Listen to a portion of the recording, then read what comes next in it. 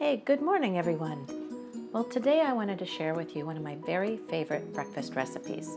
It's something really healthy, really quick, and really easy to do.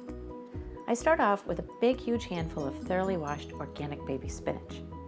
I grab a handful of sweet bell peppers. I include 3 to 4 medium-sized portobello mushrooms and a nice firm Roma tomato. I also include some fresh basil from my garden. This I actually grew in my kitchen window. Next, I gather my egg whites. Here I'm using carton, but usually I just crack open the eggs and get rid of the yolks. Some of my favorite spices I include are just various herbs, garlic powder or fresh garlic, and dill.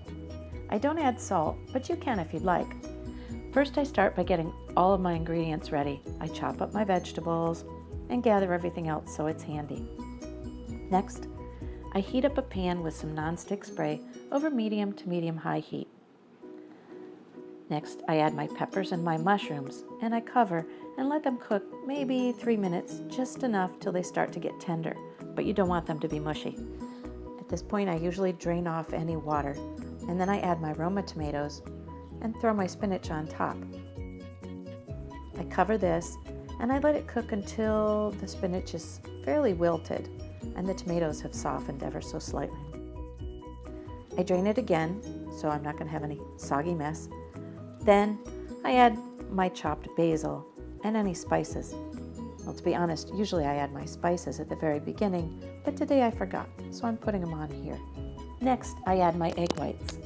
I use the equivalent of about 3 to 4 eggs. Use as much as you want depending on the number of people you're serving. I cover the whole thing until the egg whites are pretty much set. Then I stir it slightly to mix everything together, and then I usually add about 1/4 cup of crumbled feta cheese. This absolutely makes the dish. Serve everything with a side of fresh fruit and a drink, and enjoy.